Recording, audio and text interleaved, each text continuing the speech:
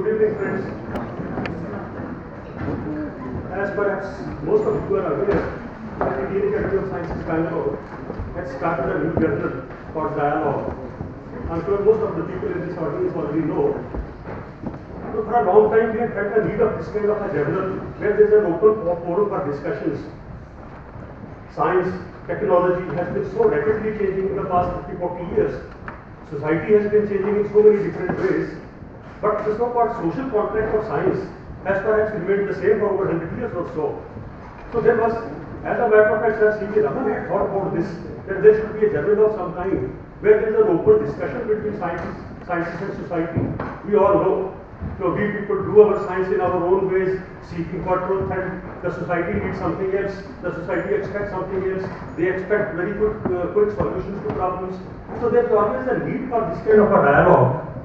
So, but with this in mind, to talk about science communication, to talk about science practice, to talk about science education, science funding, science policy, to discuss all these matters, we have thought of launching a new journal called Dialogue, which would be launched shortly now in January.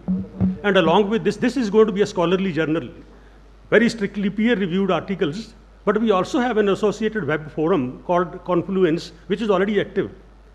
A Confluence is more sort of informal, where you can put day-to-day discussions, but it's highly moderated.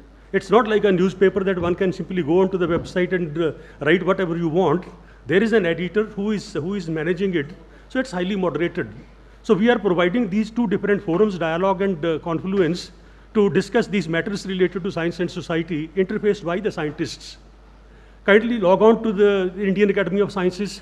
There is independent website now called Dialogue, at ies.ac.in. This is an academy website. Under this Dialogue, we also are trying to carry out several public meetings, public activities. In this very hall, about a month and a half ago, we had a whole day symposium.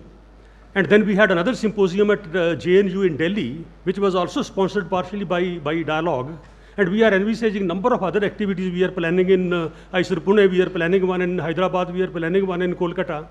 And this lecture today is also a part of that kind of public activity under the general banner of Dialogue.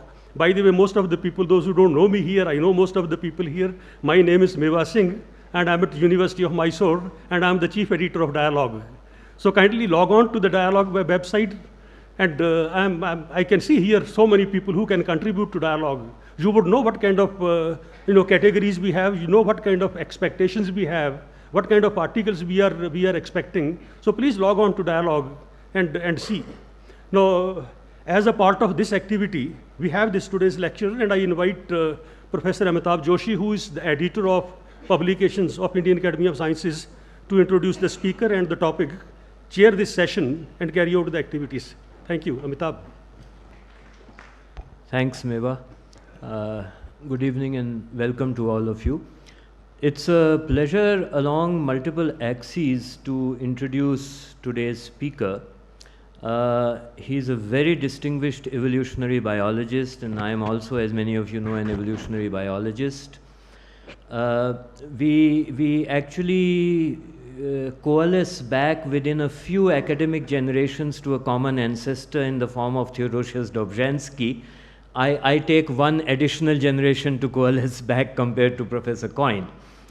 So apart from his very well received work, especially on mechanisms of speciation, Professor Coyne has also been a prolific writer, aiming the writing at public at large, not just evolutionary biologists. He has been very active in the US, where he is in the context of the debates between the so-called creationism or intelligent design and so on versus an evolutionary biology outlook.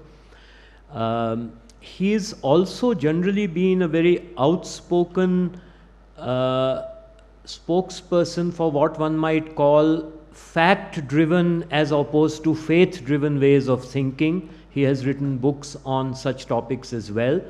He maintains a blog called Why Evolution is True, which discusses many of these issues of sort of broader philosophical interest to science and society, and the interaction between science as a method of knowing versus other methods of knowing, and so on. And in that context, it's a particular pleasure on behalf of the Academy and certainly on behalf of Dialogue to welcome Professor Coyne here and to invite him to deliver today's talk on the ways of knowing science versus everything else. Professor Jerry Coyne.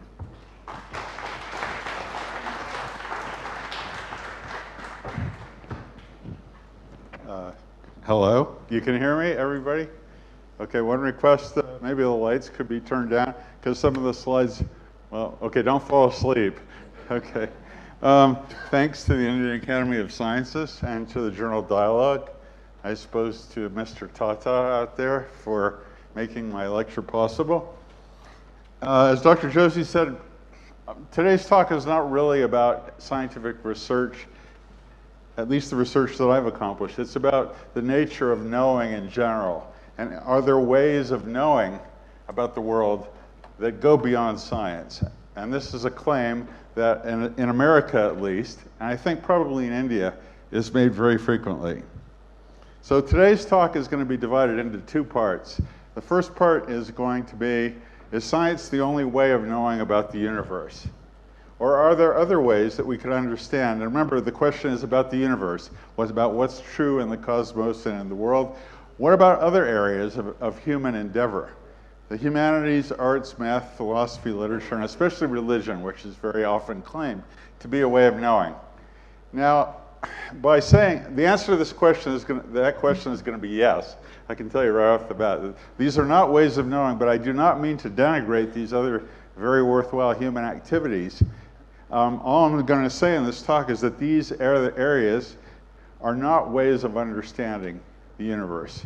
And I'll try to convince you of that during the talk. The second half of the talk will be, are there big questions that science can answer, that science can't answer, but religion can? So this will be a criticism of religion, not per se, because I don't care what you believe in terms of religion, but if you try to tell me that religion steps on the toes of science and can tell us that things that science can't, then I will argue with you. I mean, I think the whole purpose of this talk is to inspire argument. It certainly did in Chandigarh. And the answer to that question is going to be no. There are no questions that religion can answer that science can't. In fact, there are no questions that religion can answer at all with any kind of veracity. I know I'm treading on thin ground here in the land of the BJP, but I'm told that I'm immune. I'm told that I'm immune because I'm an American, so I don't have to wear a vest or anything. Okay, so let's start with the ways of knowing. The question is science the only way of knowing what's true about the universe? Are there other ways at which we can approach understanding of the universe we live in? And this claim is very frequent in the United States. For example, here's just something that came up a couple weeks ago at the University of Arizona in a biology class. And they're trying to teach evolution, but they're doing it in a climate in which there is religious, because you know America is an extremely religious country, even more religious than India.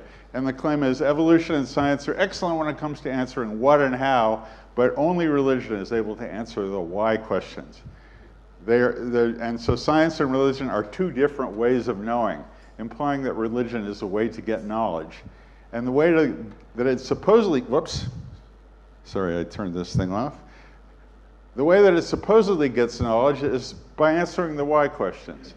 And I'll get to that in the second part of the talk. But just realize that a lot of the questions that are supposedly why questions are really how questions, and that are within the ambit of science.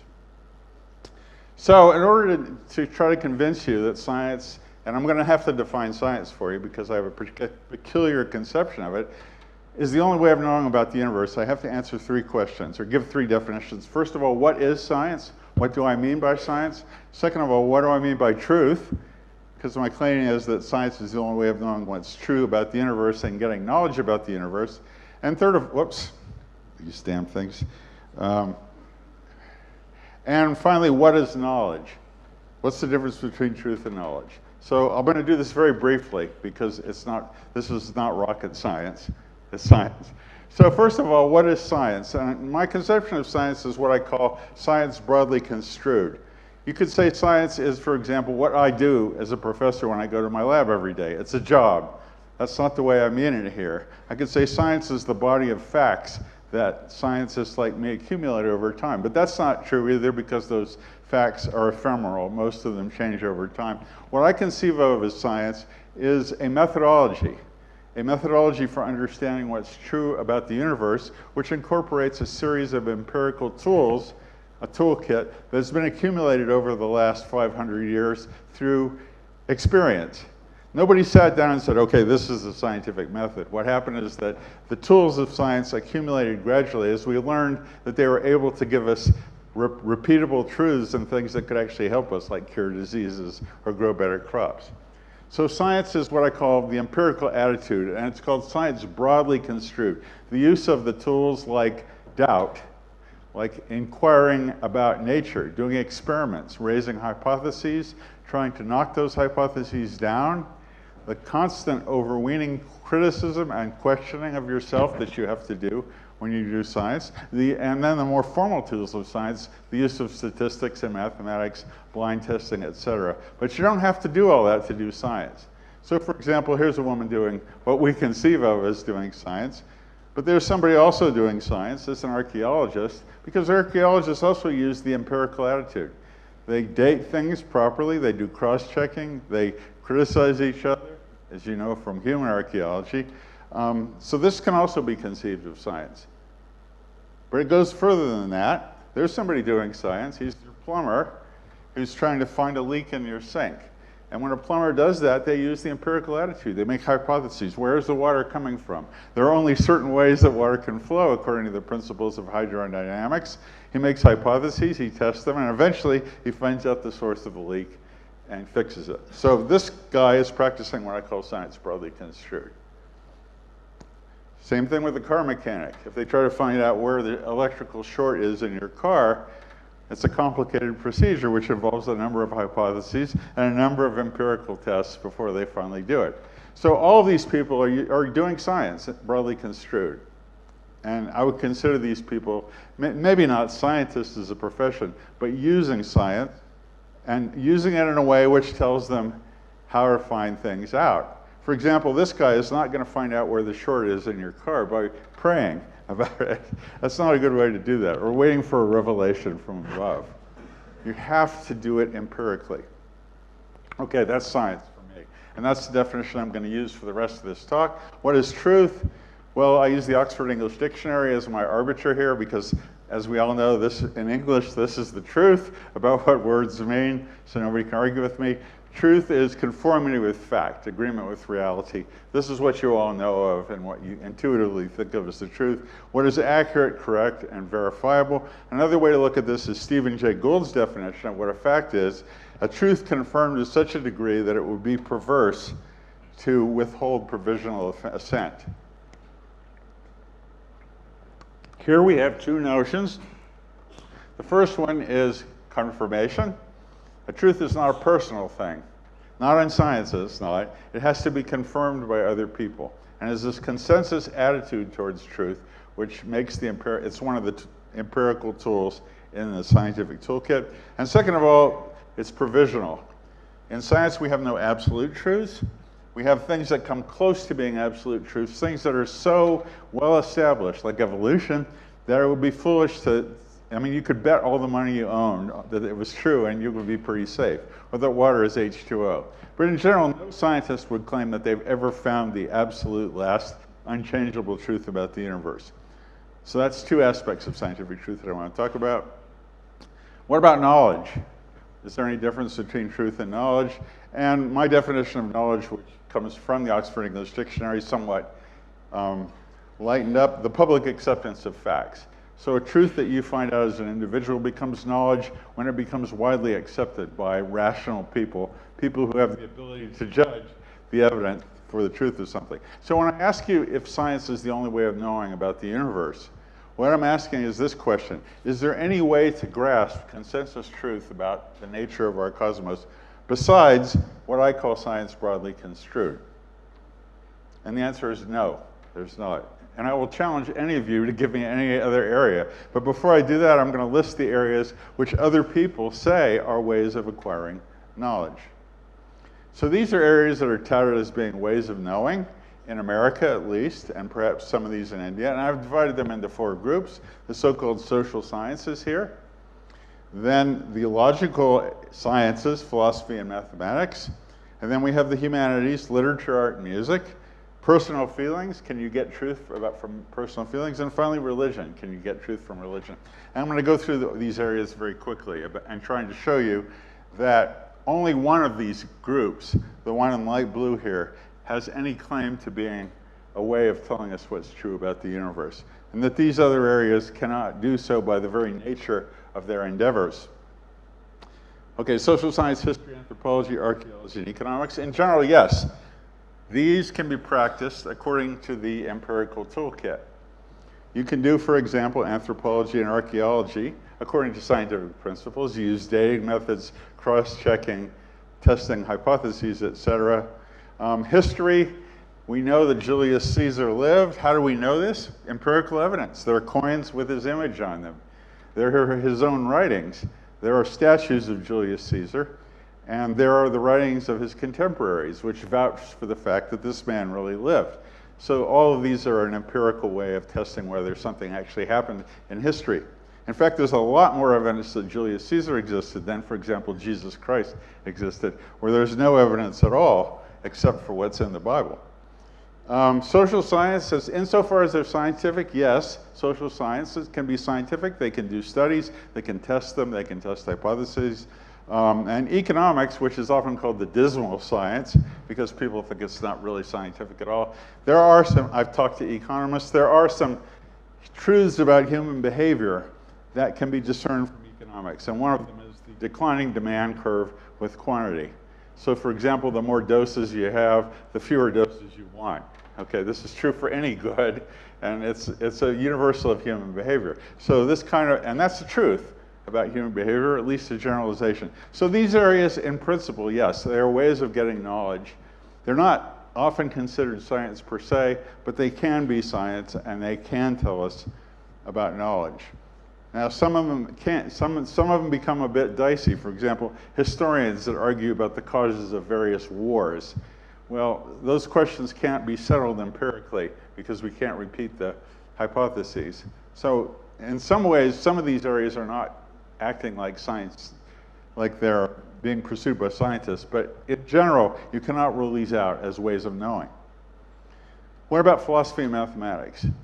These are peculiar because they're not, philosophy and math cannot tell you what's true about the universe. Mathematics is a human construct that's made of axioms. Philosophy is a series of logical deductions from a set of beginning premises. So for both of these, it's a series of finding out what's true within a set of arbitrary assumptions that the human brain makes. And so that is not a way of finding out what's true about the universe, it's finding out what's true within this system that you've constructed amongst yourself. Now, I'm not saying that these aren't helpful for science, because philosophy is very useful for scientists in many cases, and mathematics is essential for many scientists, but by itself, math and philosophy are not ways of knowing. But it would be foolish to say that we don't get any kind of knowledge about them, so I'm going to hedge a bit by saying, for example, within the system of trigonometry and Western mathematics, we know, for example, that the ratio of the circumference to the diameter of a circle is pi. Now, that's not a fact about the universe. That's a fact about a set of human assumptions about what's true, and in some series of geometry, this is not true. So because philosophy and mathematics are not ways of knowing about the universe, they're ways about knowing what's true within a set of logical assumptions, we can speak sensibly of proof. We can make proofs in mathematics. We can make proofs in philosophy. You cannot make proofs in science the way we know it. I cannot prove to you that evolution occurred, okay?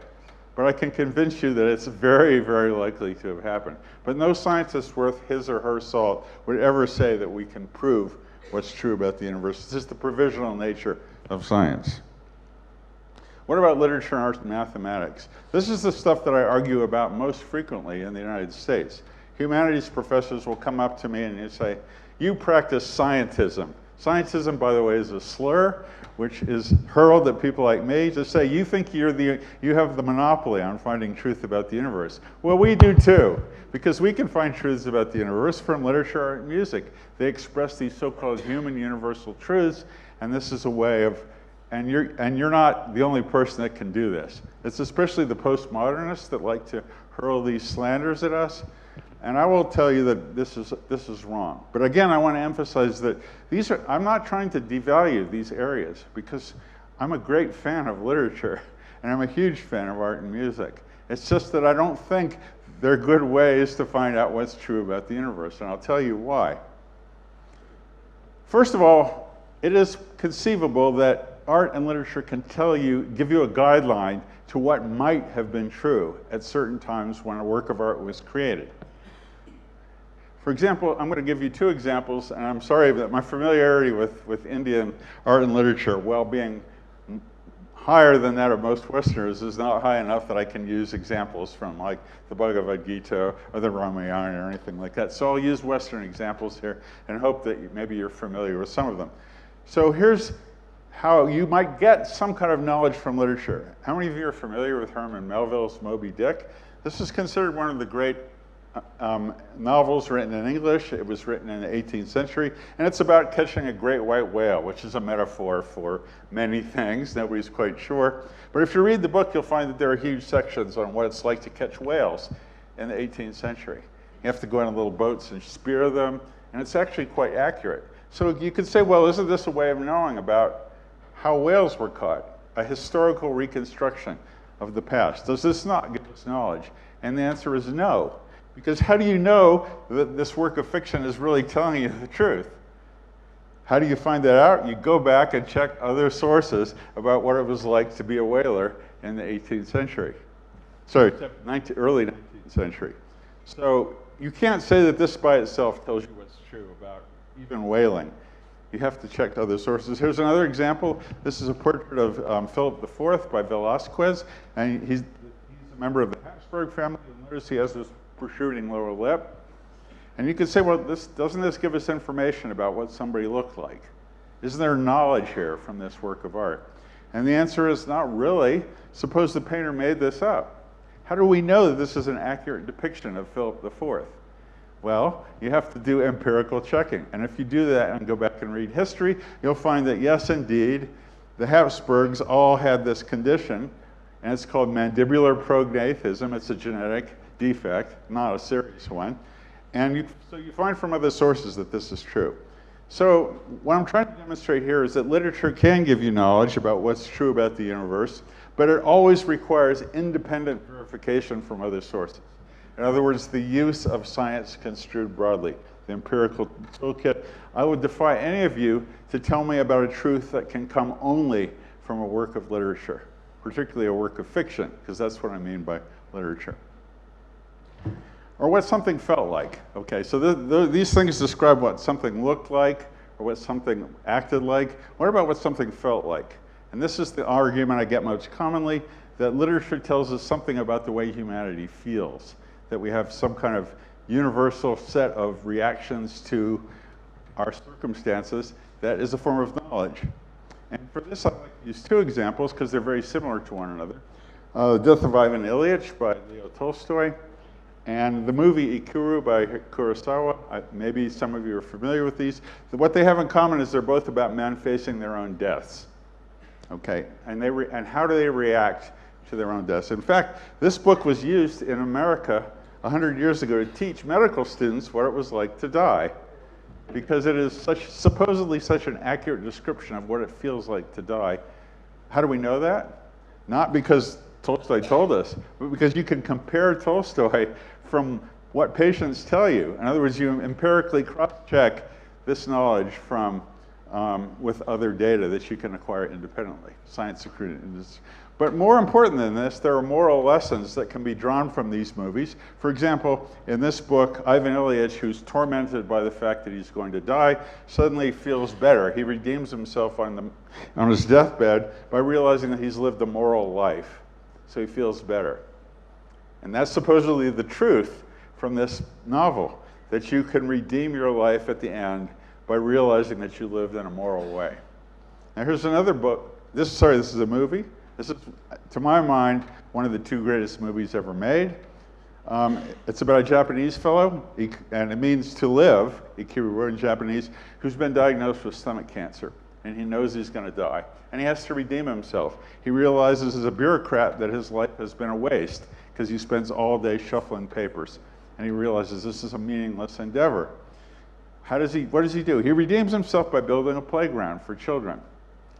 And it almost makes me weep to think of this because it's such a beautiful movie. But then in the last scene of the movie, here he is. He's built his playground. It's snowing. He's singing in the swings. He's going to die soon, but he realizes his life has been redeemed. Okay, so that's his truth. And this is Ivan Illich's truth. What truth about the universe do we get from these books? We don't. What we get is the author's intention of how we should feel about how we should feel as we approach death. These are very different ways of redeeming your lives. Which one is true? There isn't any, because there are many, many different ways that humans can approach their end. So literature is not really a way of knowing, it's a way of feeling. It's a way of putting yourself in somebody's shoes and experiencing what they experienced, and I'll talk more about that in a sec. As I said, there's diverging interpretations. If you read 100 books on one topic, 100 novels, say, on love, you're going to get a different take in every single one. Is there any truth in any of those? The only truth you can find is that this is what the novelist wrote, and perhaps this is what the novelist intended us to take away from the book. But that's not knowledge that's anywhere close to knowledge about the universe. Okay? Same thing with religion. So look at the history of religious art. Now again, I'm only going to talk about Western art here, and there's only 2 paintings. This actually, even though I'm an atheist, is one of my favorite paintings. This is the middle panel of the Isenheim altarpiece, painted by Matthias Grunewald in the 16th century. And it's a beautiful, moving painting of Christ's crucifixion and resurrection. And it's meant to glorify Christianity, as you can see. I mean, there's Mary weeping there. I'm not sure which saint this is. I was raised Jewish, not Christian. There's a sheep and everything. But again, much of the religious art before the 20th century was meant to show that religion was not only true, that this happened, but it was an extremely powerful and meaningful way to gain knowledge. Well, what kind of knowledge do you get from this? We don't even have any evidence that this man existed. All you can get from this is that the artist felt that Jesus' crucifixion was something to be glorified. Now here's a piece of art from the 20th century. Is anybody familiar with this? It's called Piss Christ.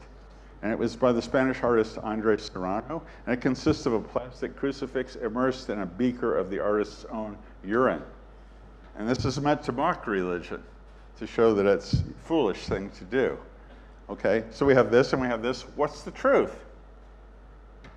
Is religion a glorious endeavor, one of the highest products of human knowledge, or is it something that's just dumb and foolish and can be represented with urine? Well, there is no answer. There is no truth here. What we have is different takes on a system of thought.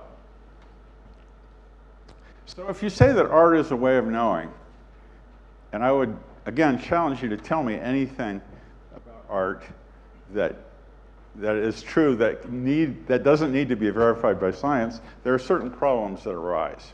Let me give you just one example. I was in an argument with the literary critic Adam Gopnik, who writes for The New Yorker, and he said, yes, literature is a way of knowing, and here's what it tells us, that the order of birth in a family has an effect on the personality of the children. So that firstborns are more dominant than laterborns, they're more careful, they're less risky. Second of all, this blah, blah, blah, blah. And he said, this comes from literature, because I've read a lot of books, and all these books say that this is a truth about human personality. And then he said that Frank Soloway, who actually did a scientific analysis of birth order and personality, found the same thing out later on. So that this was actually a truth that was first found out by art and only later confirmed by science. Well, unfortunately for Mr. Gopnik, Soloway's work was repeated and it didn't stand up. There is no effect of birth order on human personality as far as we can see, except that firstborns tend to be slightly more intelligent than laterborns. Okay, but that's not the hypothesis that Gottmik is making. Besides, Adam is only citing 4 or 5 novels. I mean, there's 1,000 novels about human families. You can pick and choose the ones you want to demonstrate anything you want. That's not a way to do science. That's a way where you have a preconceived bias that you reinforce by picking out what evidence you use. So that's the problem with arty ways of knowing. In fiction, there are no hypotheses, and the same with art and music. There is no way of collecting data to verify what's asserted within a work of art. There's no safeguard against the artist's bias, and there's no dealing with objections. Okay. Second of all, and this is the problem with Adam Gottmik's argument against me, you can only sample a few works. And what these people do who say that art is a way of knowing is to just pick out a few pieces of art that support their hypothesis and then ignore the rest, which doesn't support their hypothesis.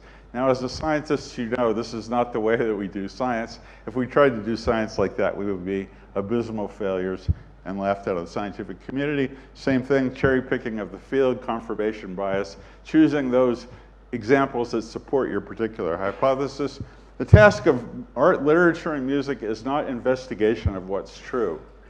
It is representation of the artist's feelings and in a way that engages our emotion. And it can engage our emotions in many ways. It can make us feel a commonality.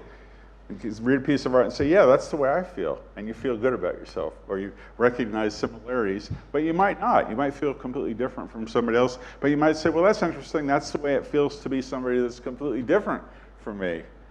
But is it? You don't know, because it's fiction. It's made up fiction. So there's no real truth here. But again, art is not a useless subject, not by any means. I spend half my time reading art and literature. But its job is not to tell us what's true. Art is explicitly meant to engage your emotions, and art that does not engage your emotions can hardly be called art. But emotion is not something that should be part of scientific research or any kind of science whatsoever. Once your emotions are engaged, you're not doing science anymore. You have to maintain that completely objective attitude. You have to be self-critical. That's part of the toolkit of science. So can literature make any contribution whatsoever to ways of knowing? And my answer is yes, it can in one limited way. That you might read something in literature that might let you form a hypothesis about how the world is. And for example, Adam Gottmik's claim that I've read these books and it seems that there's a certain similarity between the order of birth in a family and the kind of personality that you have. Well, if you're a scientist, you can say, well, that's interesting. Maybe I should go study this and investigate it. Frank Soloway, I mean, he did this on his own, and he said there was a definite effect of birth order, but unfortunately, it wasn't replicated. But if it could have been true, and if it was true, then literature would have been a source for hypotheses about its truth. But that's very different from telling us what is true. It's only a way of forming hypotheses. Okay, so that's the problem with art of knowing. 2 other things, personal feelings. This is the archetypal accusation against a scientist that say that science is the way of knowing. A guy that says, I know my wife loves me. You scientists can't tell me that, but I know it because I feel it. Okay, well, let's examine this closely. Does the guy's wife love him? That's what he feels. What if you followed his wife and found out she was having an affair with another guy or 2? She didn't really love him. And we can see this empirically tested every day, at least in America, if you see groups of teenage girls. And there's a girl that's gone out on a date, and they're all trying to figure out if the guy really likes her or not. So they ask each other empirical questions like, did he call you back? Did he send you flowers? Did he say he was going to ask you out again? Did he kiss you? These are all empirical ways of verifying a subjective feeling. Now, someday science might be able to answer this question if we had some kind of way to correlate our empirical feeling of love with the hormones that we have. But until we do that, a statement like that is a purely subjective truth. And in order to see under any definition of love whether this is really a scientific truth, you have to use empirical investigation. So a statement like this does not bear any relationship to the truth that we in science have. Another one is I'm hungry. If I feel hungry, doesn't it mean I'm hungry? Well, yes, you have the subjective feeling you're hungry, but are you really hungry? We all know people that say that. He could be lying. We all know people that say they're hungry, and then you take them out to dinner, and they hardly eat anything. We have the saying in America, your eyes are bigger than your stomach. I don't know if you have this in India. But again, a subjective declaration of the way you feel is not an objective truth about the universe. It's what we call a subjective truth. And we don't even know if that's subjectively true because people might be lying. It requires empirical checks. So again, there's no knowledge of these personal revelations without empirical verification. And finally, we get to the thing that everybody hates to talk about because it's, at least in the US, we're a hyper-religious country, is religion. Religion uses different methods of verifying its so-called truths than does science. These are the four methods: dogma, scripture, revelation, and authority. And religion is, I will maintain, I'll stand on here on this stage for days if you want, arguing that religion is not a way of understanding anything about the universe. It's incompatible, in fact, with science in three ways. It has different methodology. It does not use the empirical attitude when it finds out the truths it declares. The outcomes of religious investigation, that is what religion has claimed to be true, is different from what science finds to be true. And then there's the philosophical disparity, which I won't talk about. And in fact, if you want to see all this laid out in detail, you can read my latest book, Faith versus Fact. Now, first of all, I have to emphasize that at least in the West, the Abrahamic religions, Islam, Christianity, and Judaism, they do maintain that they give us truths about the universe. They don't say that religion is just a way of expressing communality with your fellow human beings, a way to get together with them on Sunday and feel good about yourself. They say that religion, at bottom, is based on certain empirical assertions about the universe. And this is in the Bible. Now here's from 1 Corinthians. If Christ be not risen, then our preaching is in vain, and your faith is also in vain. In other words, if Jesus wasn't resurrected, then there's no point in being a Christian. So this means that the empirical verification of this resurrection is a keystone towards being a Christian. You can hardly call yourself a Christian in America if you do not believe in the resurrection. But it's not just that. Here's some more modern theologians, and some of these are scientists, like Francis Collins, who's head of the National Institutes of Health, who explicitly recognize that religion often makes claims about the way things are. And a way of life based on religion presupposes belief about the nature of reality. And religion cannot be sustained if those beliefs are no longer credible. So although religion expresses certain moral strictures, it gives us a way to worship with other people and maybe feel good, and we even work together with other people for the common good. It also is based at the bottom on assertions about what is true. Assertions which are certainly not true. In other words, that are false. At most, one religion is true, and that means that every other religion is false. Now, the fact that religion makes empirical claims about the universe can be substantiated in my country by what Americans believe. This is a survey of what all Americans, this is not just religious Americans, they canvass Americans and they ask them, what do you believe is true? Is there God? A personal God that's concerned with you personally, not just some theistic God? 68%. Jesus was the Son of God, 68%. Jesus was resurrected, 65%. There's an afterlife, 68%. You can see the figures. They're all about 65 to 80%. That there's heaven, an afterlife, hell and Satan, angels, and survival of the soul after death. These are empirical claims about the way the universe is. These are scientific claims, or at least claims that in principle could be tested by science and have been tested by science. For example, that prayer, I don't know if prayer is on here, but many people believe that prayer works if you pray to God. That's been tested scientifically, and it doesn't. In fact, it seems to make you worse, if anything. But this just goes to show you that the basis of religion, at least in my country, is empirical assumptions about religion. I think this is true for many Hindus, not all of them, who believe that resurrection is an important part, or not resurrection, reincarnation, if you can say my Christian tendencies, that you come back in another existence based on how you believe. I know not all Hindus believe that, but some do. And that's, again, an empirical assertion, a very hard one to test, but in principle it could be tested if, for example, a human came back and described very accurately, beyond the knowledge of anybody presently existing, the life of somebody that they were thousands of years ago. Okay. Anyway, there's the methodological incompatibilities between science and religion can be summarized in what a trope I made up in science: faith is a vice. You don't have faith in science. Anybody that says, I have faith that my experiment will work or has worked this way is going to be laughed out of science. But in religion, faith is a virtue. And in America, you will see somebody come on television and they'll say, we have a man of faith with us here. That's supposed to be a compliment, but it's really an insult, because faith means belief without any evidence behind it. That's what faith is. I mean, the Bible says that, but I won't go through the virtues. In science, you have ways of knowing you're wrong. If you ask me how evolution could be disproved, I could give you 10 or 12 different ways that, in principle, evolution would be wrong. But you can't. If you ask a Christian, what would convince you that Jesus wasn't the Son of God and wasn't resurrected, they would most likely say nothing, because I have faith that this happened. This makes it an explicitly ascientific attitude, and in fact, it defies my understanding of how somebody can be scientific and religious at the same time. Because as soon as you cross the door of your lab, you're an atheist.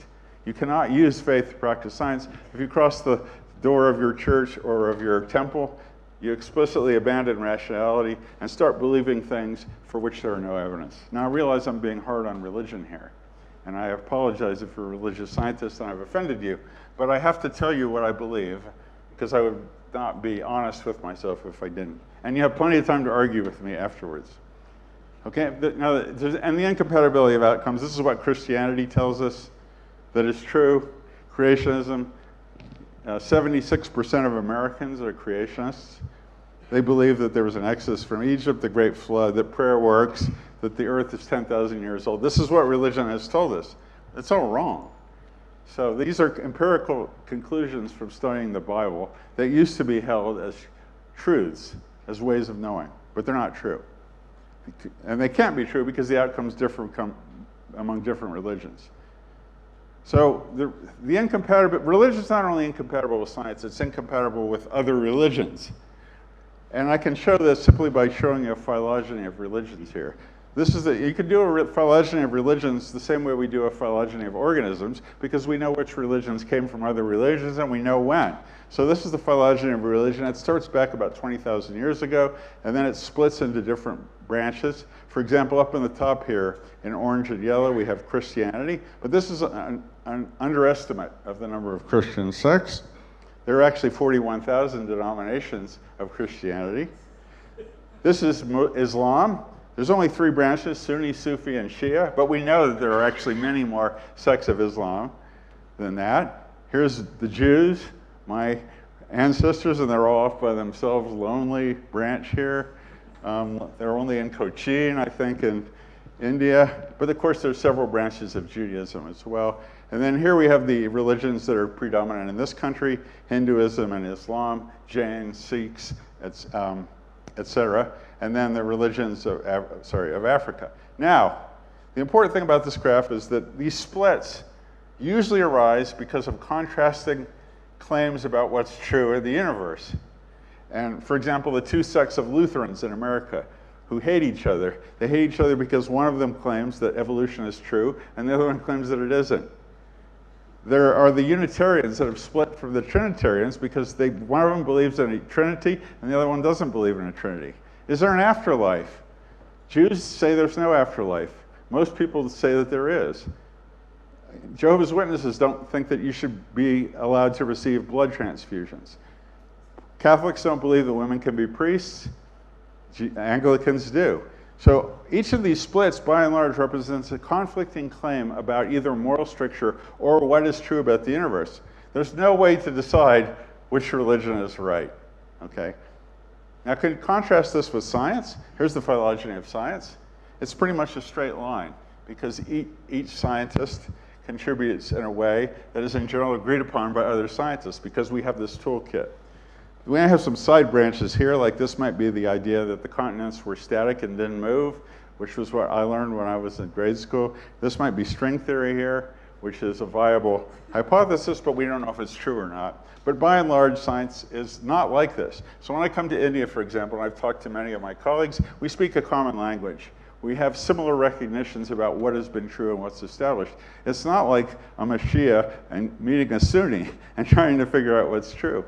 We have a common language. We have a general agreement on what has been established in the universe, and it's very different from religions.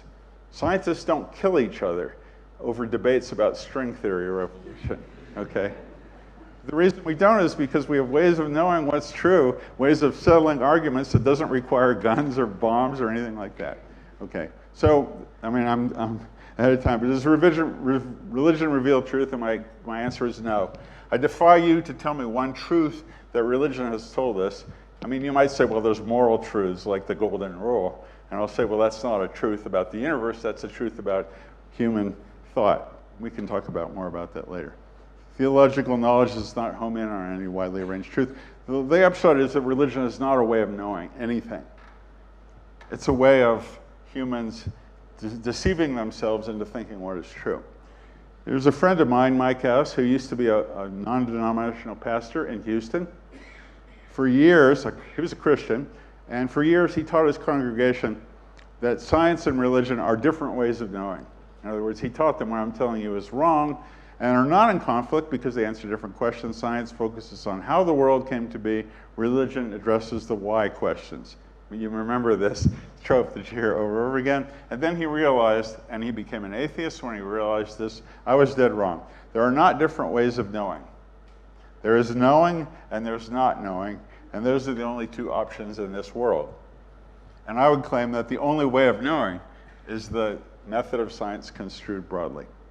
Okay, now the second and shorter part of the talk I'll move to, which is based on science focuses on how the world came to be, and religion addresses the question of why we are here.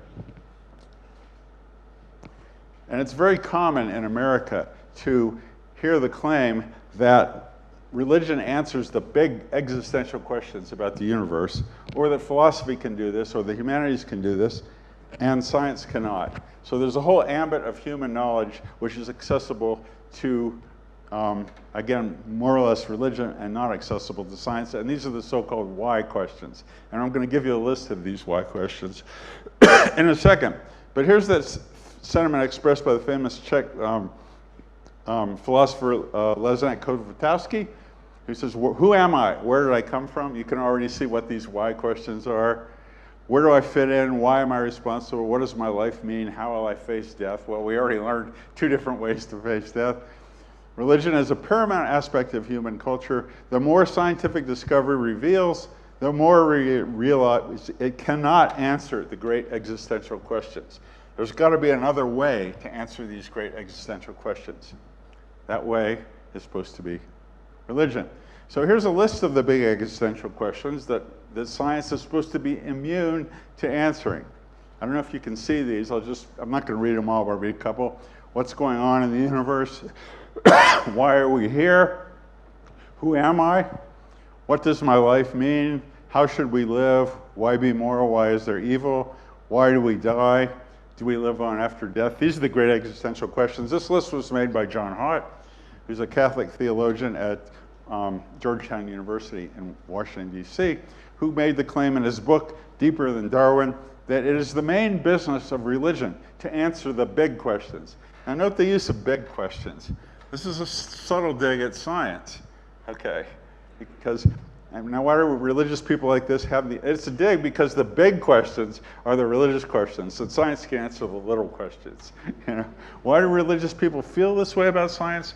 It's because there's an asymmetry in knowledge, that science can tell religious people that what they believe is wrong. And creationism is one example of that. The lack of the Exodus from Egypt, no archaeological evidence there, no evidence for a great flood or a 10,000-year earth. Science can show that religion is wrong. Religion cannot show that science is wrong. There's no way it can do that because it's incapable of it. Religious people realize this, and so their response is to denigrate science.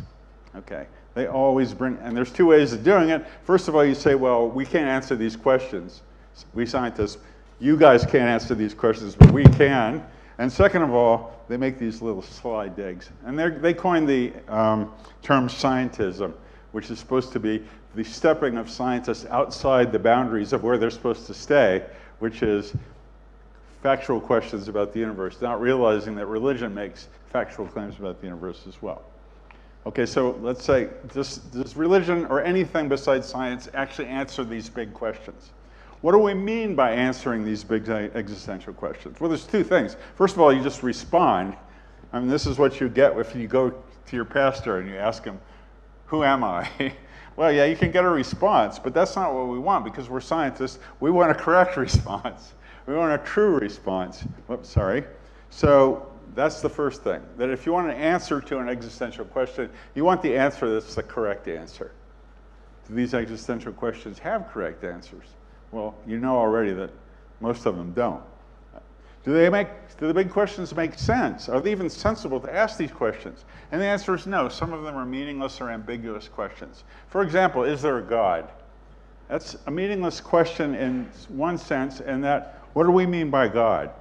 We have in America a group of people called pantheists who believe that the universe is God, or that love is God. I mean, that's in the 60s, God is love. That was what we heard all the time, which was an excuse to copulate with anybody that was around.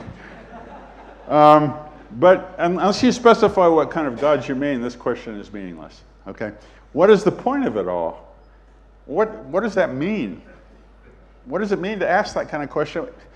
Even to ask that question presumes that there is a God, because the point is something that's supposed to be given to you by God. So as you'll see, so many of these questions presuppose the existence of a deity to even have meaning in the first place. Do all the big questions have objective answers? No, they don't. For example, how should we live? There's no objective answer. I mean, you over there might want to live in a different way from somebody else. I mean, it's based on your taste, your predilections, your background, and your genetics. So there's no objective answer to this question at all. And what can we hope for? I mean, how can we answer a question like that? And if you had asked me before November, I would have said, well, I'd hope for Hillary Clinton to win the election. You know, my hope was sorely disappointed. I mean, that alone may be proof that there's no God. I mean, what kind of God would give us Donald Trump as president of the United States? It would have to be the kind of God that nobody believes in, which is a mean, nasty, angry, vindictive God. Okay, but let's leave that aside. I'm fulminating now. Do some big questions with objective answers have religious rather than scientific questions? So this is the crux of my talk. Are there answers to the big existential questions that can come from religion? Well, first of all, you know that different religions give different answers to what you should believe. Okay? For example, if I ask, for example, a Unitarian in America, is homosexuality immoral? They would say, no, of course not. I mean, it's not a choice you make, and it's not moral or immoral. If you go to Saudi Arabia and you ask somebody, is homosexuality immoral? Well, in every Muslim majority question, more than 90% of the people think that homosexuality is immoral. So what's the objective answer to that question? We don't know, because different religions give different answers. And some of the more scientific questions, like where did the universe come from, or is there an afterlife? These are big questions, and there is no religious answer that makes sense. The creation myths differ amongst every different religion. According to physicists, the universe didn't come from anywhere. It's a meaningless question if you're a physicist. And is there an afterlife? Well, religion says yes, in many cases there are, but there's no scientific answer to that question. At least the answer that we have in science is there's no evidence for this at all, so there's no reason to think it exists. Remember that all religions differ in not only their moral codes, but also in the very propositions they make about the nature of the universe. There either is or is not a God. There either is or is not an afterlife. Either Jesus was the Messiah or Allah was the prophet. They can't all be true, okay? And there's no way of deciding which one is true. In science, when we get this kind of dichotomy of opinion, we just throw the question away because we say it's unanswerable. So therefore, we needn't deal with it. Are all the big questions with objective answers scientific or empirical questions? And my answer here is yes, they are. That if you have a big existential question and there is a real meaningful and true answer to that, it's a scientific question. And now I'll get into how science can answer some of these questions. Where would I come from? Why is there so much suffering? Was Jesus a divine miracle-working being? These questions are all principal empirical scientific questions, and I'll give you the scientific answers to at least the first two of this. The third one is we have no evidence for this at all. Okay. Can all scientific questions be answered? If a big existential question turns out to be a scientific question because it makes a claim that can be tested empirically, can we answer it? And the answer is no, and any scientist knows there's some questions that are simply beyond our ability to answer, and we have to be able to live with the doubt that comes with that. For example, how did life begin? This is a question I'm always asked in my public lectures, and the answer is, how the hell do I know? I wasn't there. Now, and we don't know, and we don't have any way of knowing. Now, we may be able to replicate the origin of life in the laboratory under prebiotic conditions, but that doesn't mean that that's the way life started in the first place. It may have started in a completely different fashion. So this question, I think, will never be answered. And it's just like the question of what did Julius Caesar have for breakfast the day that he was assassinated? Well, we don't know, and we don't have any records, and we don't have any way of knowing it, so we just have to live with that kind of doubt. Other kinds of questions are in principle answerable, but are very difficult to answer. What is the neurological basis of consciousness? Why do we feel that we are beings, even though we're just molecules and collection of neurons? What is this collection of neurons called jury Coyne? I don't know the answer to that question. Someday I think we will, when we understand how the brain works better, how we come to have this feeling that we are unitary beings that are somehow sitting in a driver's seat in a car that lives in our brain. And is string theory an accurate description of physics? We don't know the answer to that question. It may be that we'll never know the answer to that question because it's very difficult to test empirically. Although now that we have evidence for eternal cosmic inflation, it is possible that string theory might be true. Okay, so back to the big questions. And we'll get a little humorous here as I approach the end of this talk because I'm almost done. Here's the list of questions I gave you. Now, virtually all of these presuppose the existence of a God. When you ask a question of should we live, the big question answer is the way God tells us to live.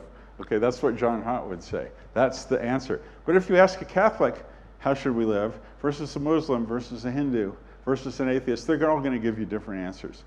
So most of these questions presuppose the existence of a deity that gives our life meaning and purpose, but we have no evidence for such a deity, which renders these questions completely meaningless at the outset, because they presuppose something for which we have no evidence.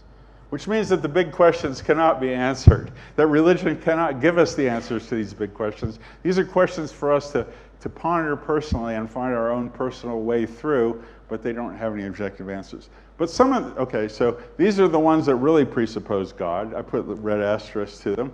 Some of them, like, who am I? You don't necessarily have to have a God to be able to answer this question, but most of them do. The ones in black are big questions that we have scientific answers to. So science can indeed answer some of the big existential questions. You might not like the answers, but they're the true answers, and I'm going to tell you what a few of them are as I end this lecture. First of all, why are we here? What do the religious people say about that? Well, different religions give us different answers. The best religious answer is we're here because God made us, and we're God's special creatures. Homo sapiens is the species. This, for example, is why many Muslims believe in evolution, but except for human evolution, because the Quran says that humans were created. So this presupposes the existence of a deity for which we have no evidence. So this answer is meaningless from the outset. Scientific answer. We have an answer. We're here because we evolved from a primate ancestor and so on, from another ancestor, from a prosimian ancestor, from a mammalian ancestor, from a reptilian ancestor, all the way back to the first universal common ancestor about 4 billion years ago, and it all started with the Big Bang. Okay, that's the answer to this question. If you want any other kind of answer, you're not going to get a correct answer. This happens to be the correct answer to that question. Where did I come from? Religious answer, again, God made us, right? Because he wanted us to be here. Well, who knows? Non-religious answer? Your parents, a little wine, a little Sinatra. I guess in India it would be Tagore rather than Sinatra. I'm not sure what music is considered music to make babies by in India, but in America it's Sinatra. And here it might be Tagore, although that might be too religious. But also there's another answer, which is evolution. This is where we came from, and if you read Richard Dawkins' book, The Magic of Reality, this is the correct answer to the great existential question. If you ask, but no, this isn't not what I meant. What I meant is where did I really come from? And the answer to that is, I don't know, what do you mean? And they say, well, God made you. And I say, okay, give me evidence for God. And then that's where the discussion stops, because they can't do it. Why does anything exist at all? Where does the universe come from? Well, religious answer again. It's the way God wanted it to be. Very convenient answer. The scientific answer, we don't know. This is part of the doubt that we have to live with. That we don't know why anything exists rather than nothing. There may be multiple universes, some of which, and I think, I'm coming to believe this now, that there are multiple universes because there's evidence for it. And some religions there are humans, and some religions there aren't. And in our universe, happens to have the right laws of physics that allow us to exist and allow me to be up here and giving you this lecture, okay? In terms of where does the universe come from? Well, it came from the Big Bang about, 14 billion years ago. But what was before that, the religious person will ask? Well, who made the Big Bang? And if you ask a smart cosmologist, they'll say, there is no before the Big Bang. The time starts at the Big Bang, and the notion that there was something before that is a meaningless scientific question. So again, where does the universe come from? It has perhaps an answer that there may be multiverses, but we don't know it yet. How should we live? The religious answer, the way God wants you to. Again, this differs from religion to religion. If you're a Muslim, you go to Friday prayers, you wash your feet. You have the 5 pillars of Islam. But if you're a Catholic, you go to church, you eat fish on Friday, and you take wine and wafers. But again, there's no objective answer here. Scientific answer, there's no objective answer because there is no objective morality. And we can argue with that. I'm almost done here. We can argue about that later. I do not believe that any moral question is an objective question, that they all express a preference. Some of us have preferences in common, which is why there are certain moral strictures that are in common amongst many different people. But for questions, for example, like abortion, is it moral or not? Or being gay, is it moral or not? Different people will give you different answers, and you cannot resolve that question empirically. It's a matter of opinion. And in the end, I will claim that all morality comes down to preference. So how should we live has no objective answer. We just make certain societal conventions and agreements about we want our society to be harmonious. This is the way it should be if we're all going to live together peacefully. But here science can help. For example, if we want a better income distribution, or we want more people to have food, we want fewer people to be sick, then if that's your preference, and that should be your preference, but some people don't prefer that, they could care less, like Republicans, then it's true. If you specify your goals, science can help you attain them. But science cannot tell you how to live, okay? And religious people always say, see, you can't tell me how to live. And I'll say, yeah, but religion can't tell you how to live either. Because if you go across the next continent, you're going to get a different answer. Why is there evil in this world? This is the hard question for most religions. If God is good, if God is kindly and benevolent, why is the world so screwed up? Why do little babies die of leukemia and cancer? Why do we have tsunamis and monsoons that kill people that are completely innocent?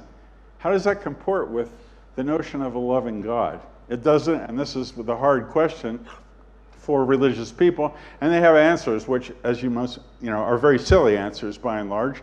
One of them is that God gave us free will, and that's a great gift from above. And because we have free will, and I have a whole lecture on why we don't, but if you believe that we have free will, then some people are going to do bad things just because God gave us the ability to choose to do right or wrong, and that the gift of free will is greater gift than the gift of having everything right. Now this runs into problems. For example, what does it mean when a child gets leukemia? What free will is being expressed there? The free will of cancer cells? And there's no answer. And why is there a tsunami or earthquakes? Why are millions of innocent people killed by natural accidents every year? Is there free will for tectonic plates? Or for the movement of the ocean? No, it doesn't make any sense. So, on this ground alone, many people have become atheists because there is no good answer to this question. But science has an answer. Evil is just a name given to humans because we're evolved in different ways. We're evolved to be both selfish and altruistic. We're evolved to be selfish to maximize our reproductive output. Sometimes that means that we will do things that will injure other people, okay? But sometimes we will do things to help other people. This is the inevitable byproduct of our evolutionary past. Why are there tsunamis and cancers? Well, this is the inevitable byproduct of the laws of physics, because there are mutations that are the inevitable byproducts of cell replication, and some of those mutations cause cancer. And we have a world which is made of shifting plates, and when they shift the wrong way, you get an earthquake or a tsunami, and that's the answer. So to call that evil presupposes that there's a divine origin for these things. What we should say is, why are there things that people don't like very much? And science can answer that question. And I mean, this may not satisfy you, but it's the best that we're going to get to, if you keep an open mind. Why is there so much suffering in this world? Religious answer, we don't know. It's God's mysterious plan. God wants us to suffer. Mother Teresa, who worked here in Calcutta, thought that it was good to suffer. One of her cancer patients, and she didn't cure anybody, she pulled people off the streets of Calcutta and watched them die and hoped that they would convert to Christianity before they died. And one of her dying patients asked, Mother, I'm in pain. Why am I suffering so much? And Mother Teresa said, it's just Jesus kissing you. And the patient said, well, could you please stop asking him to kiss me? I mean, the reason we have pain is scientific. Pain is an evolved phenomenon to tell us that something is wrong with our bodies. When you put your finger in a flame, you pull it out because, well, you pull it out before you actually feel pain, because your nerves detect it before your consciousness does. But pain is an evolved phenomenon, and our pain neurons are there to tell us when we have something wrong with us that needs to be attended to. If you look down and your foot is stinging, it could be that there's a scorpion there, right? The only signal of that is pain. It's an adaptive phenomenon. You kick that thing off of you, okay? So we understand why there's physical pain. Emotional pain we're not so sure about, but it may be a way of dealing with suffering. As you may have to go through a period of grieving in order to become sanguine, normal human being again, okay? So at least we have a scientific answer to this question. Why do we die? Good question for a theologian. I mean, why does God even put us on earth? Why doesn't he just transport us to heaven immediately? Or if he knows who's going to be good or bad, send us down there instead of up there. Why not cut out the middleman? The answer is, well, we're given a chance because of free will to be either good or bad on this planet. It's the same thing in Hinduism, I think, which presupposes, I believe, that you have a free will about how you live your life. If you live it the right way, you come back as a Brahmin. If you live it the wrong way, you come back as a rat. Why do we die? So we can attain the next level of our lives. I mean, that's Hinduism. In Christianity, it's because it's a way of God testing our ability to exercise our free will on the planet before we then sent for eternity to either heaven or hell. The scientific answer is because our telomeres get shorter and protoplasm wears out. And there's also an antagonistic pleiotropy theory. Those genes that make us reproduce really fast when we're young, but have the unfortunate byproduct of making us fall apart when we're older, when it's too late to reproduce anyway, are those genes that get fixed in populations. And you can do tests with fruit flies to show that indeed, that if you select for young, vigorous fruit flies, they get old faster and die faster. So we have a scientific answer to this question of why do we die? How do we find, and this is the last question, how do we find release from suffering and sadness? And of course, you know the religious answer is always the same answer. Believe and worship God. Well, which God do you worship? Pascal's wager. You better pick the right one or you're in trouble. There's a secular answer which I will offer here, which is various other ways of finding a release from suffering and sadness. This is how I do it, except for the Prozac part. And you know, it seems fatuous, but that's a good answer. I think it's a better answer than that one. Okay, so finally, the conclusions of this talk are, first of all, that the answers to the big questions are basically religious answers. They all presuppose that there is a divine being. If that being does not exist, and we have no evidence that one does, then you needn't consider these as existential questions. Religious answers diverge amongst religions. So therefore, they're not really answers, because there's no way of deciding which answer is the right one. You may find a religion which is more congenial to you personally, but that's not necessarily the same answer that your neighbor or somebody in another country will find. Religious answers are not testable. Therefore, they're not credible. If you cannot test something to see if it's correct or not, then it's not credible. Insofar as religious answers involve morality or similar subjective matters, secular humanism, which we can talk about later, gives us much better answers. All objective answers to the big questions involve empirical checking or testing, that is, science bigly construed. What I'm saying is that any question that involves an objective answer about the universe has to, perforce, involve science. And finally, and we have to learn to live with this, and many people can't, some scientific questions and most existential questions cannot be answered with any degree of confidence, which means that as humans, we have to live a large portion of our lives in doubt. I think it's better, as Richard Feynman said, to live not knowing the answer to something than to live having answers that are likely to be false. So thank you very much.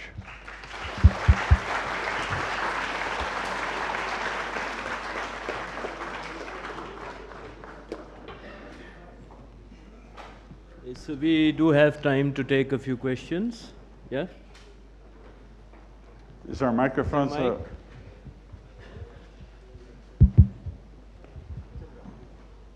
Oh, thank you. Yeah.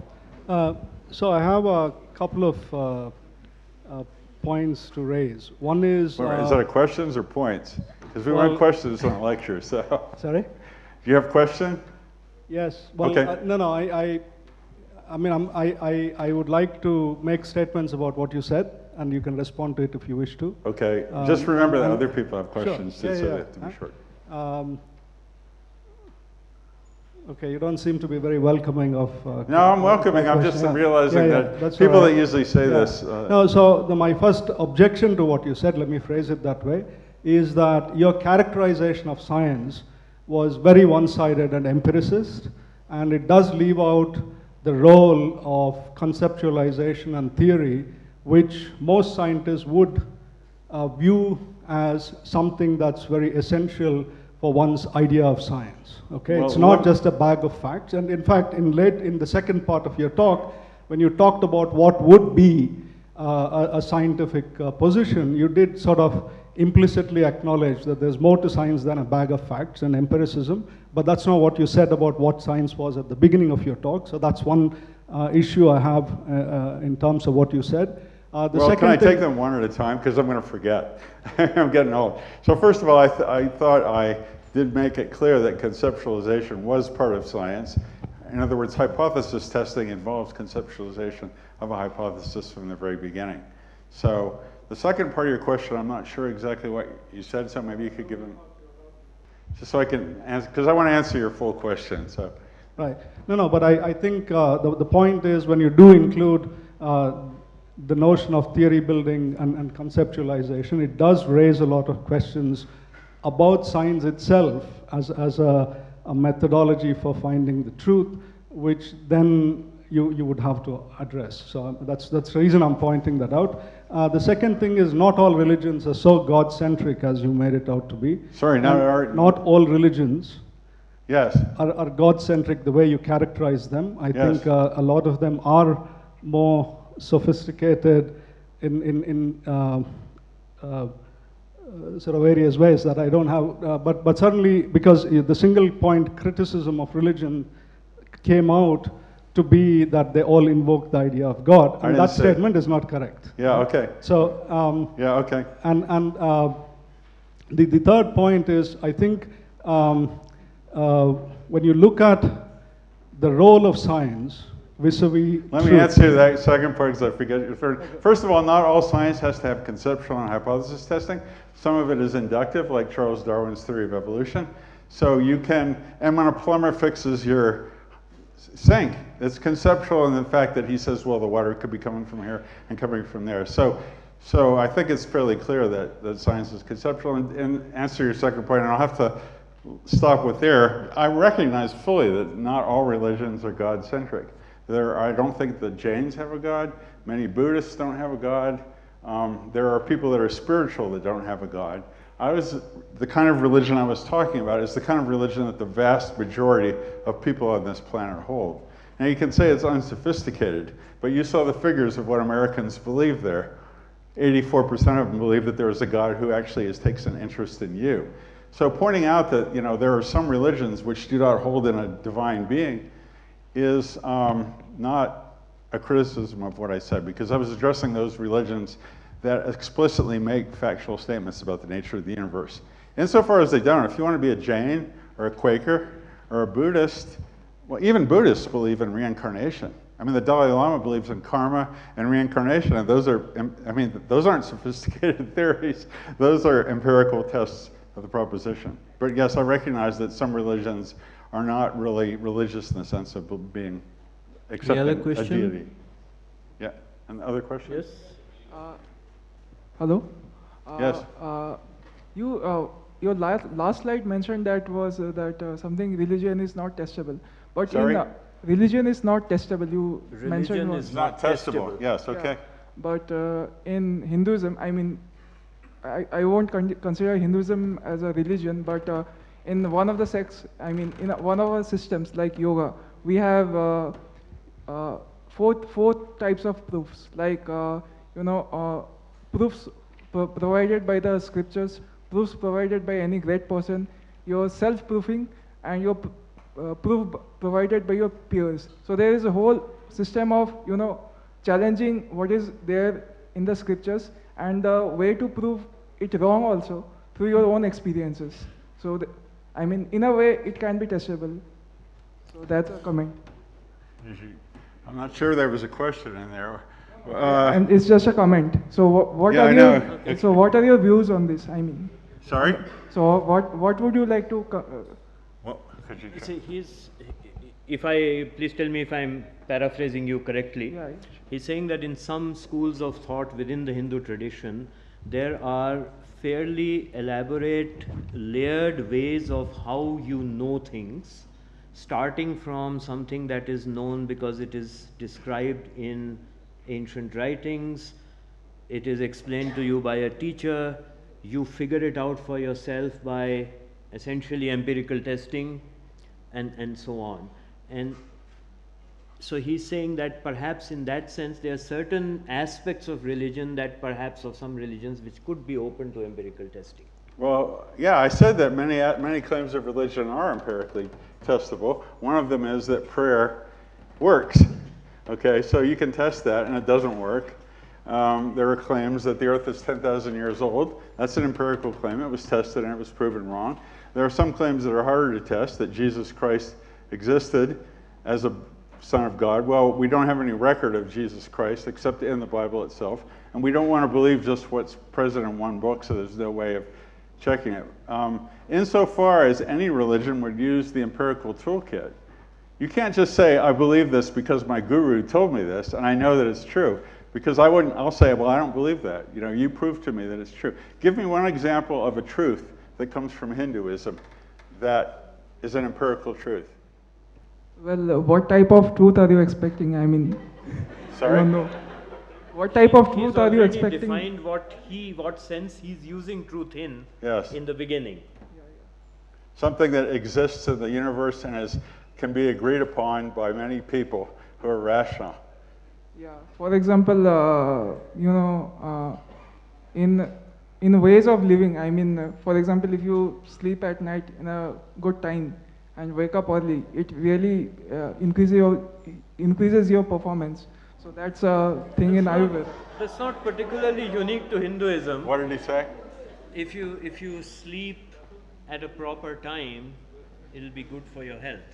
That's not a claim of Hinduism, as No. In Hinduism, we don't claim anything. So these are guidelines. You might want to follow it. And sorry for using the word Hinduism. I mean, it's a very subjected word coined by some English people. I don't know. Yeah, but you told me that there are some branches of Hinduism Yeah. in which there are ways of finding truth that are not. So I was asking you, what type of truth are you expecting when you say? I define it, as Amitabh said, as what is factually true about the universe, which can become knowledge if every rational person can agree on that. Okay? Okay, okay. So are you going to tell me that Ganesha had an elephant head? Is that going to be one of the No. I am not presupposing facts. I mean, I am also in the search of knowing things. I do not take things for granted, or I do not have any preconceived beliefs. So you're actually being very empirical. Yeah. Right. I'll let you answer the ones Yeah. that I can't handle. Sorry. Question? Yes. Yes.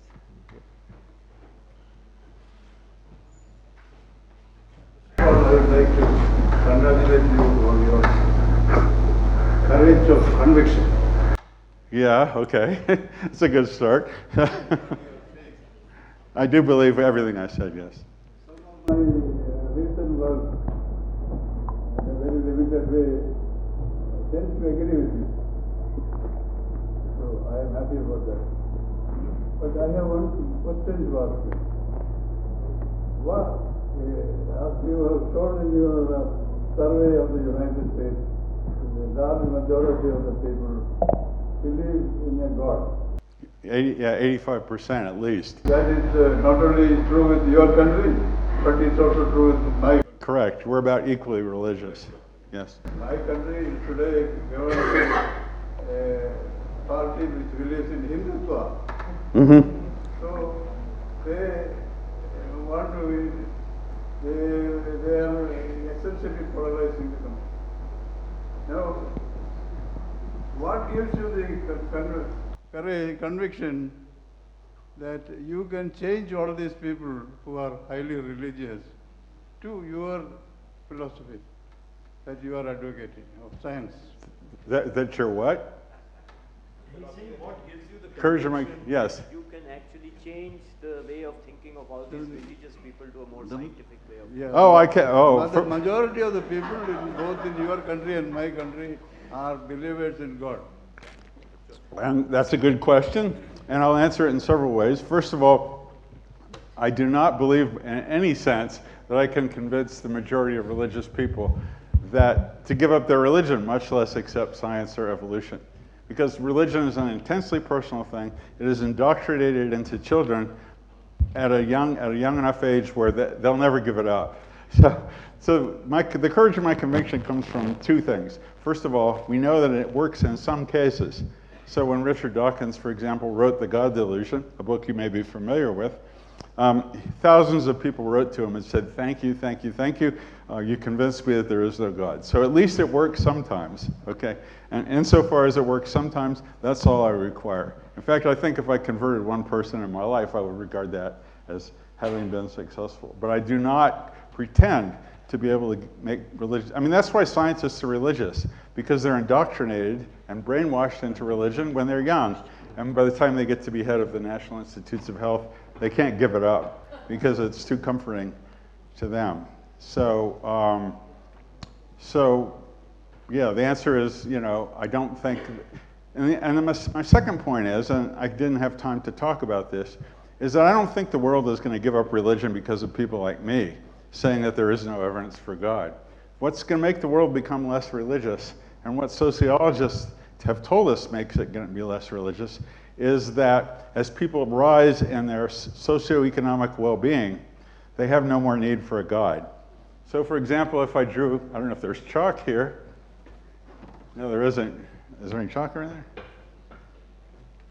Okay, well, never mind. If you look at the least religious countries in the world, in which they're like 80 to 90% atheists, they're countries like Sweden, Finland, Norway, Iceland, Switzerland, France. If you look at the countries that are the most religious, the poorest countries in the world, there's a definite correlation between how good a country is and how religious it is. So the real way, and this is what Karl Marx realized, I'm not a Marxist, but when he said that religion is the opium of the people, he realized that religion is what people turn to when they have a hopeless condition, when their socioeconomic status is poor, when their government is corrupt, when there's pollution, when child mortality is high, when medical care is low, when there's a lot of homicide. These are conditions that obtain in India. They're conditions that obtain in the United States, which explains why they're religious. So I mean, the best way that I could convince the world to give up religion was simply to work to make this world a more caring place, to make the world more like Norway or Denmark, where everybody is taken care of by their government. There's no poor people, old people get taken care of. There's free medical care, there's good medical care, there's no corruption. Child mortality is low. That's the real way to do it. But I can't change the world like that by standing on a stage here. All I can do is hope to reach a few of you to think about maybe there's not really much evidence behind what I believe. So that would be my answer. So. Excuse me, I have here. Is there a microphone for this gentleman? I just wanted to ask you the inversion of, in a sense, what you said. So you talk about how literary perceptions in literature can't lead to empirical truths in a way. But what about the role of art and artistic experience in scientific practice?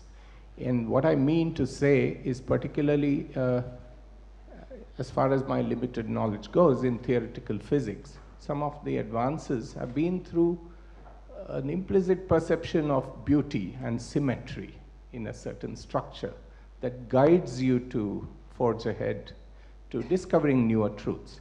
So I would see it as an inversion. There is the artistic impulse in place which is guiding scientific practice. To follow what you would recommend as would be very dull scientific practice, I would dare say, where you form things purely based on empiricism. I think this is an after narrative that you are making of the practice of science, because scientists themselves don't work this way. Well, you claim that, but if you look at the life of Charles Darwin, Charles Darwin admitted that he was tone deaf in terms of art. He had no taste for music, he had no taste for literature, he didn't like to look at art. The way the theory of evolution came about was a very different way from physics came about. It did not come by assuming that the world was beautiful and simple. It came by observing all these strange facts about the world and realizing that there was only one theory that could explain them. And it wasn't necessarily a beautiful theory, because natural selection is not a beautiful theory. It involves tremendous wastage, tremendous suffering, tremendous extinction of millions of species that have not left descendants. So I don't know if you're familiar with how evolution came about, but that's the way most biology comes about. Not through assuming that things are simple. That's pretty much unique to physics, and I have to say that I addressed your question when I said at the end of my part on literature, when I said, can literature or art inspire science? And I said, yes, it can, in that it could suggest hypotheses that could then be tested. So insofar as physics has progressed because great physicists have thought that the way forward is to assume beauty and simplicity in our theories, then yes, that's a sort of artistic impulse. It's not art in the way that literature is, but it's a feeling about the world which has given rise to truth. But remember, every beautiful theory has to be tested empirically. And there are lots of beautiful theories in physics, like string theory, that may be wrong. There are also, as far as my friend Sean Carroll tells me, lots of ugly theories in physics that happen to be true.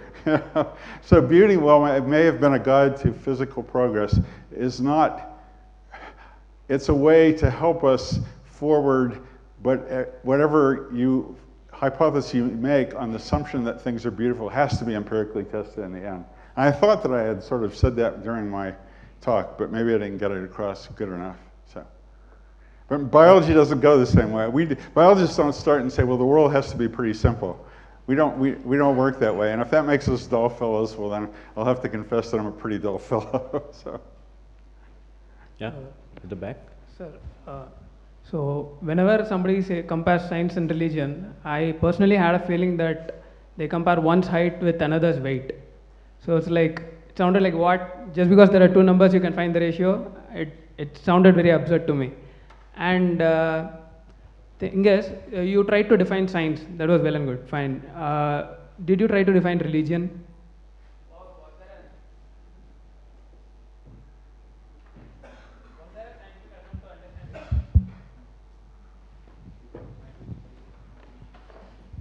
I might paraphrase the question and tell me if I'm getting this right. So he's saying that when you compare science and religion, it's a little bit like comparing two different things, like a height and a weight. Just because you can express both in numbers, it doesn't mean they're really comparable. That was just my comment. I mean, I just found it. Yeah. That was just my comment. Okay. My question is, you tried to define science. Did you try to define religion? Sorry? Did you try to define religion because you defined what you meant by science, broadly construed? Yes. Would you try to define what you mean by religion in the context of comparing the two? Yeah, I should have done that. I used Dan Dennett's definition of religion, which is the belief in a supernatural being that in general cares about individuals on the earth, and not all religions follow this, and B, confers a moral code upon us. So it's the worship and propitiation of a supernatural being that is above us all. And along with that, we go two caveats, that this being usually has a moral code that goes along with his existence. And second of all, that this being has a personal interest in our individual welfare. That's Dan Dennett's definition of religion. By and large, it holds for most religions in the world, but not all of them. But those were the kinds of religions that I was talking about, because those are the religions that make empirical claims about the universe. And it's a good, I forgot to define it, so. I understand that you're talking about false beliefs, probably. Probably religion is not the right word, maybe. Sorry? What do you mean by false belief? Whatever he just mentioned, that believing in a supernatural, whatever he just talked about. Supernatural being and... Okay, so if that by definition is false belief, then what is your definition of religion? This, I don't know, this is what I think is false belief.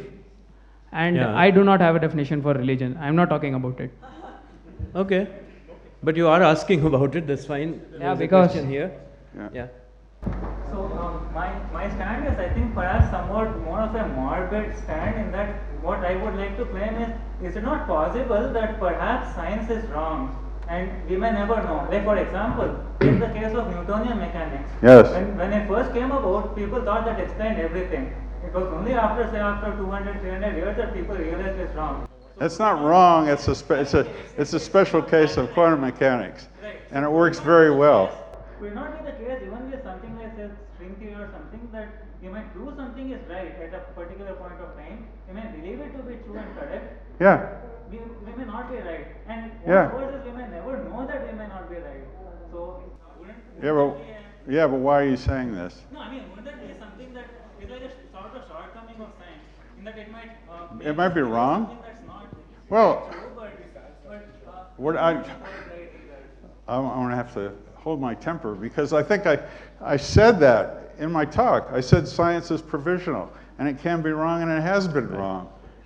But nevertheless, it is the best way we know to make progress in understanding the universe. If we want to know what causes Black Plague, we have a scientific investigation tells us that it's a certain bacillus. If we want to know what causes earthquakes, tectonic plates. So yeah, science can be wrong, and it has been wrong, and we regard all knowledge as provisional. But nevertheless, it has been immensely helpful in the progress of humanity.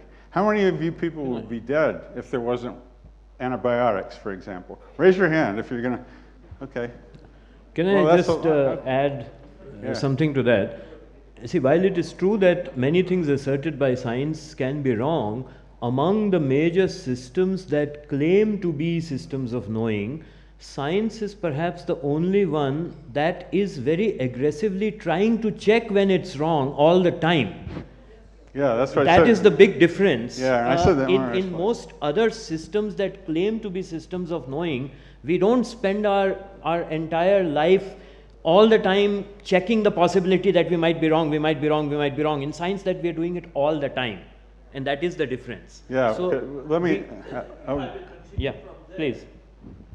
I would say that in science, the moment you know that there is something wrong, you throw it out of the window. Yes, whereas in religion, you turn it into a metaphor. But so far as other, you hang on to some belief or faith or something.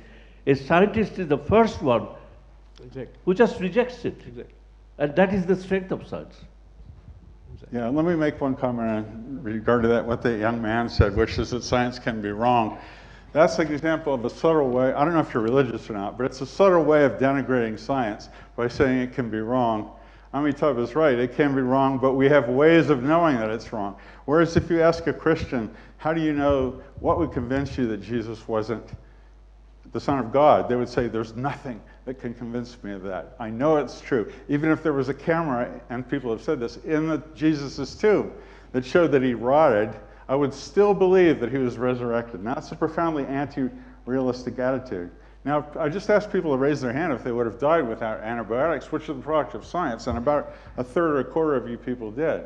So I would ask you, if you had an infection, would you go to your priest or would you go to a doctor?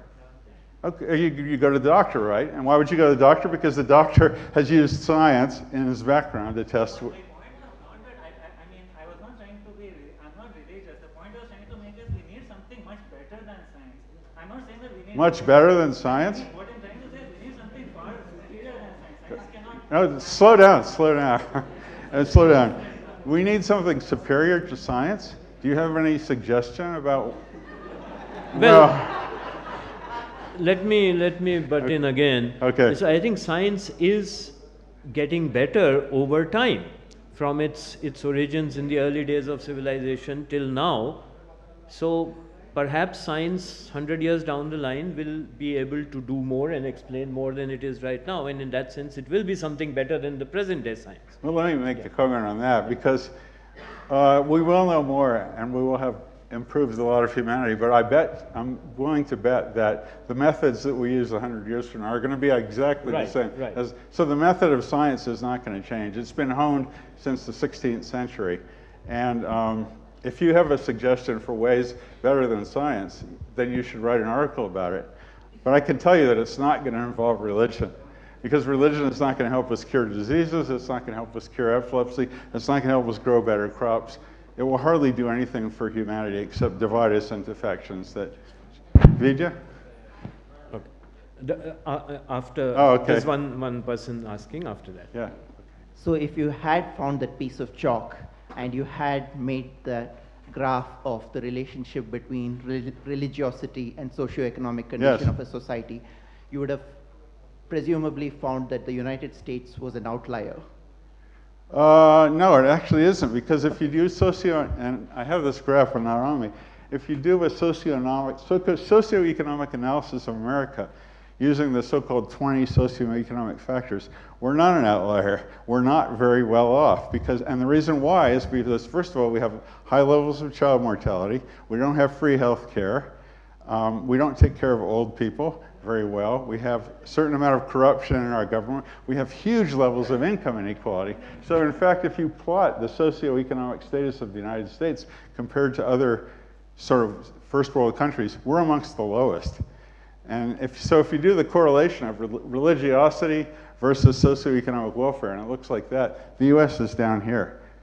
And that was determined independently of its religiosity.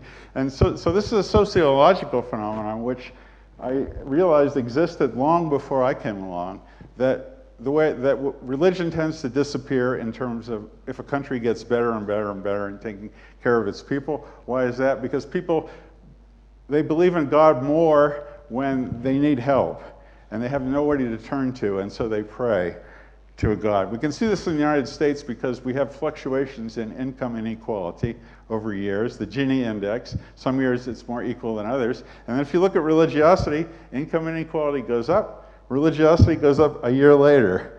Income inequality goes down, religiosity, and so it goes like this. And that shows that the income inequality is causal of religiosity, which is what Karl Marx said, religion is the heart of a heartless earth. It's the opium of the people. Marx wanted to, I don't believe in Marx, I don't believe in communism, but he realized that as long as you adhere to religion, you lose your motivation for changing society, because you think, well, we're going to have a better life up there, we can suffer down here, but things will be better in the long run. And then that way you lose all your motivation to improve humanity, or at least a lot of it. And I have a question. I was wondering why you mentioned the origin of science, generally more broadly construed as being about 400 years old, because I would have thought that it's as old as humanity. I mean, there has been a lot of empirical trial and error in trying to show that something works. I mean, I would almost think that primates using tools would be science. Yeah. I mean, what you're calling science is rationality. Yeah. And I agree with you that we've had that from. But remember what happened before in a pre-scientific way. So, for example, when people had epilepsy 300, 400 years ago, it was the wrath of God. When we had bubonic plague, it was the fault of the Jews. When we had lightning, it was God's wrath. I mean, these were supposedly rational people, but they didn't have any way to investigate their explanations. So I'm not sure if I'm answering your question, but yes, you're right. I mean, it's the rational way to try to answer questions. But if you don't have a way to answer those questions, then you tend to make up answers that don't work, and that causes problems for society. Now, science, the word science wasn't invented until the 16th century or so. So why I call it science broadly construed is because that's when science formally began. So would it be fair to say that science broadly construed began in many other parts of the world long before it did in Europe? Oh yeah, absolutely. I mean, there's a whole tradition of Hindu science, Persian science, Greek science, although Greek is considered the West, Egyptian science, and then for a long time, science it disappeared, and then science as a profession, as professional science started. Right. That's largely a Western concern, but it's by no means true that this way of investigating the world comes from the West. So, so there's a small point in your conclusion slide saying that for morality we can look for secular humanism instead of religion. Yes. And I think despite all its drawbacks and all that's caused, one thing is we cannot deny that religion has helped bring in a moral code of conduct for us. And religion did bring in morality in people when it was needed. So could you please explain what secular humanism is and how it's superior to religious morality? Morality does not come from religion. Religion props up morality.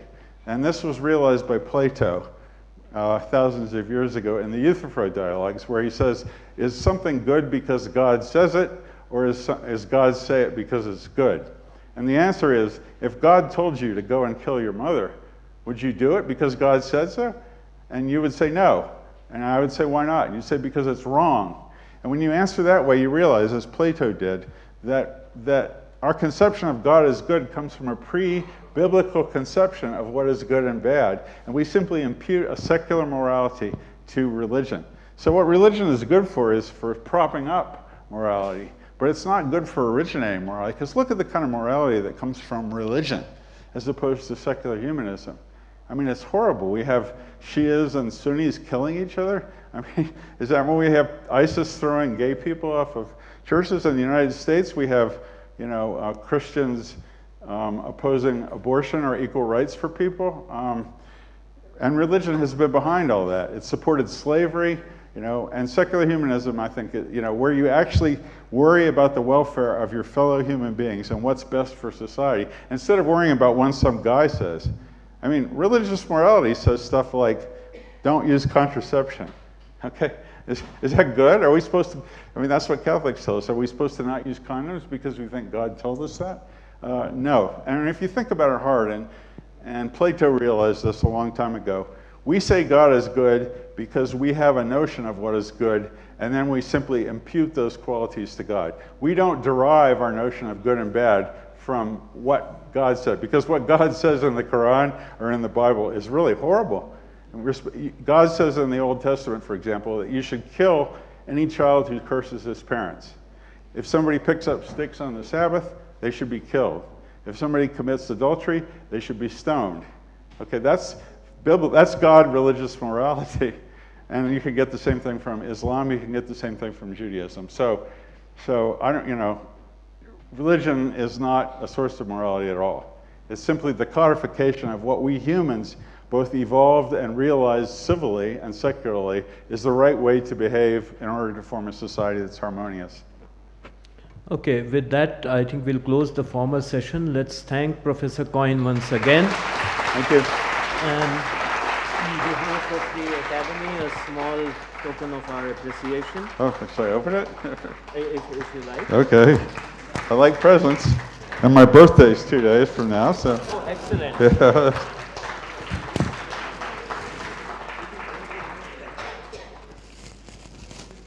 Ah, lovely. C.V. Raman. Pictorial memoir of C.V. Raman, the founder of the Academy. This is wonderful. And it has quite a lot of historical letters and other things. And this is a That's great. recently updated biographical memoir. Well, thank you very much. I appreciate it. So.